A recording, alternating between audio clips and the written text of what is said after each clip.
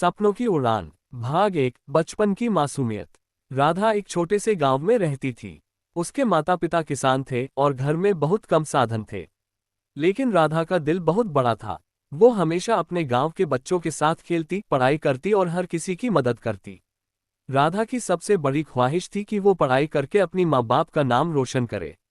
उसके पिता हमेशा कहते, बेटी तुम पढ़ाई में बहुत अच्छी हो, तुम्हारे सपनों की कोई सीमा नहीं।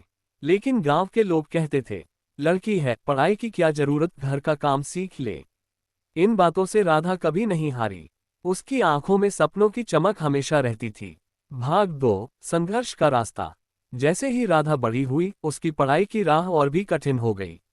पिता की हालत खराब हो गई थी और घर का खर्चा चलाना मुश्किल हो गया। राधा को भी खेतों में काम करना पड़ता। फिर भी उसने हार नहीं मानी। हर सुबह जल्दी उठकर पढ़ाई करती और शाम को खेतों में अपने पिता के साथ काम करती। रात को जब सब सो जाते, तब राधा टेबल लैंप की रोशनी में किताबों में डूब जाती। एक दिन गांव में एक नई स्कूल की टीचर आई। उसने राधा की मेहनत और प्रतिभा को देखा और गांव के प्रधान से कहा, इस लड़की को किसी भी तरह शहर के अच्छे स्कूल में भेजा जाए। गांव के लोग हंसे, कुछ ने विरोध किया, लेकिन राधा के माता पिता ने फैसला किया कि वो बेटी के सपने पूरे करेंगे।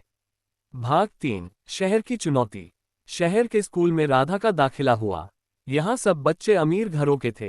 राधा के पास उनके जैसे कपड़े, खिलौने या सुविधाएं नहीं थीं। पहले दिन ही राधा को महसूस हुआ कि यहाँ की दुनिया कितनी अलग है। कुछ बच्चे उससे हंसे, कुछ उसके गांव की भाषा का मजाक उड़ाए। लेकिन राधा ने अपने दिल में ठान लिया, मैं अपनी मेहनत से सबको दिखा दूंगी। राधा ने दिन रात पढ़ाई शुरू कर दी। उसे किताबों में खो जाने की आदत थी। धीरे धीरे उसकी मेहनत रंग लाए।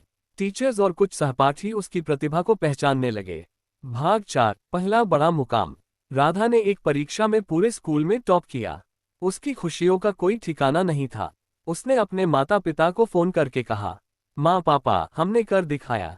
ये सब आपकी मेहनत और आशीर्वाद से संभव हुआ। गांव वाले अब राधा की तारीफ करने लगे।